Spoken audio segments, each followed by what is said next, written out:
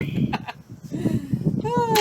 hi there. It's a blustery, cool day here in Florida, and we're going to talk to you about sailing. And I don't mean being out on the ocean on such a cold day. I Not mean today. clear sailing, the sail of your home, so you can get right to closing. And if we're going to focus now on if you are a seller. Now, you have some responsibilities. It may be a very hot market. It may be a seller's market. But to get to that closing table and get this transaction where everybody walks away proud and happy, there's a lot of things you want to do right. So that's what we're going to talk about. Now, I'm Sylvia with Coldwell Banker Realty, and these are my friends and colleagues. I'm Linda Hollington. At a mere 59 degrees, we are freezing. Yeah, I hate to even give you the temperature, but yes. And my name is Sherry Darmanine, and we are here in Melbourne, Florida on the porch. And Sherry, I know you have a thing or two to tell us about probably the most important thing if you're the seller, the primo thing, assessing the home. Yes, assessing the home is very key. You want to make sure that you've gone in and we've looked at the home from our own perspective and yours, but at the same token that you maybe consider an inspector. I think that an inspection prior to list is a great idea because it covers so many things in advance. You're covering any repairs that might come up that you don't want to be blindsided with. It'll come up with a lot of things that you didn't think of that could become a possible obstacle. Right. In negotiation. Absolutely.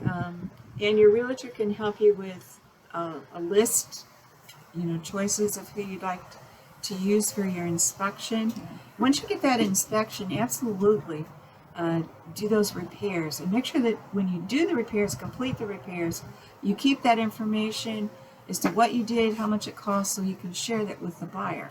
As things move along, they'll be interested in knowing what you updated, what you did, and that type of thing. And one thing that's really important, and another thing your real estate can help you with, is what do you want to do? Okay, there's a lot of ways to find that out. I like to have sellers have a look at their competition. And maybe you want to do it with your realtor, or maybe you want him or her to provide you with listing information. You can look at the houses in your neighborhood that sold, the ones that are for sale, the ones that didn't sell, and compare your house. What stands out? How can you put yours top of the list? If you're looking at these houses, these are the ones you're competing with when you go on the market, are the ones that's for sale. What really stands out to you? And as you compare your house to these houses, how can you bring yours up to par with them? Or how can you make yours the leader of the pack? Over the top. Over the top. I'm sorry, Linda, but and one it of gives you an idea of colors and all Exactly. of those things. Yep. It doesn't even hurt if there's an open house to go have a look and see. That's actually a great idea. Yeah. So that because it's just like buying you buy a car, you look at the colors, you look at all this. Well, people are going to this is where they're going to be looking. So you need to look there for your ideas so you know what you need to do. And not to deter from that. Also, my big thing, as has been in the past, is curb appeal. In order for you to sell your house, you got to get them in your house. Okay, and the best thing and best way to get them into the house is curb appeal. Let's face it, everybody does that, instantaneous view, and there's like, oh, well, they don't like it from the outside. Well, you want them to like it from the outside, so they'll come into the inside. And the open house is a great idea. I would do that. Yep. Now, another thing, talking about open houses, let's look at the facts. You want to you want to pack up your special possessions, things that are perhaps cherished, whether expensive or cherished in the heart, photos, anything that's personal. And we're not saying that to be mean. Your photos and your things are beautiful. They're beautiful to you.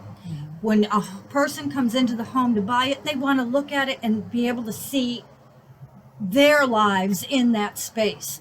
So your things, your very personal things, distract from that view. You almost want to make it look like it's a hotel. Now, when you walk into a hotel, it's very relaxing because there are no personal items. There's no clutter. There's no Very touchies. good There's no point. things. I like to take a picture and then present it to the seller and say, well, this is how it looks. Is this the way you want your professional photos on the MLS for all the world to see for a long time, if not forever? That's the way it's going to look. And perhaps they don't mind, and that's okay. It's just that you also realize that people come in for showings and things happen. Perhaps there could be breakage, there could be other things that happen. I recommend, and just listen to me with an open ear, you're putting your house in the market to sell it. What do you do when you sell a house? You move. You pack everything up. So doesn't it make sense to move the very fragile, the most precious things, package them up first before you even put the house on the market? That way they're in storage and they're safe. And then when you do sell the house, and it's going to go quick in this fast market, very aggressive, then all you have to do is the bigger stuff. And that's plenty to do. So that's my recommendation. Take the pictures and also to see what it really looks, because if you take a picture and you stand back and you say, oh, that's what my house really looks like, that room is so full of stuff. And don't forget to pay attention to the fridge artwork. That's a pet peeve of mine. My fridge right now has all kinds of pictures all over it, but when you're ready to sell it, please remove all of the information, your schedule, your kids' soccer practice, all the pictures that they've drawn and things like that. Really, all of that stuff does need to come down off the refrigerator. It's just for a short time. Yeah, just at least while you're in the process, And if you have any home warranties on any of your appliances as you're packing things up and cleaning out that everybody has one, that clutter drawer, everybody's got a junk drawer. So when you're going through that junk drawer, if you find any paperwork for your appliances or any of your systems in the house, make sure you set those aside as well. Yep. That looks really good to a buyer when they know they have all that paperwork. I think there's a question in everybody's mind about staging. You've heard staging, to stage your house so that it looks perfect and looks like the hotel room type of thing. Do you need to do that or not?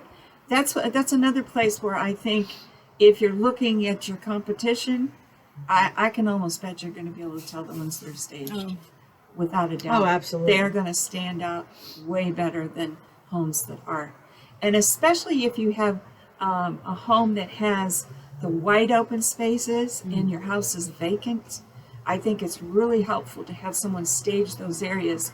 So people have a hard time trying to decide how to use very those true. sometimes. Yeah, that's I very think true. it You're really, right, I yeah. think it really helps in those homes to do that. But when you're looking through the homes that we discussed that you have a look at, I think you'll really be able to tell the ones that are staged, and that will sell you on the idea. I'm sure. Excellent about comparing That's a very, other homes. very good idea. And the open floor plan, which is pretty normal now, is very difficult to visualize sometimes your furniture. The hotel idea, again, that's a great idea. You walk into a hotel, can you see the other side of the lobby? Those things are important too, because it gives you that feeling of openness and cleanliness and things of that nature when it's not cluttered. And speaking of cleaning, make sure you do a deep clean before you list. Make sure you have that house cleaned up really well. Hire a professional. They're not that expensive, and you have somebody come in there that'll clean the place up and do the windows and things of that nature. You want it to look just like you wash your car before you sell it. Same thing. Just keep Absolutely. in mind this is a competition, and when you're looking to buy anything these days, you go online, right? And you start looking, and you're going to go to the one that stands out the most first. Yeah. So just keep that in mind. House shopping is not any different than that. Right. That's true. Very true. Linda, do you have a market report for us today? I do not. Oh, okay. Okay. All right. Well, then one last thing. Well, not yet. I will put one together. All right, and you're going to add it on? I will put one up there. Excellent. One more thing. Sherry, take it away. What do they need to do?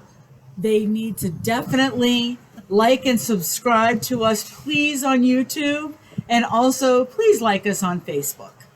Sherry's grandson is a YouTube pro, and he wants to see our numbers go up. So help us out here. So make sure you hit that YouTube and make sure you hit that subscribe button, please. Excellent. We'll see you folks. Leave us a comment if you Bye. have a question.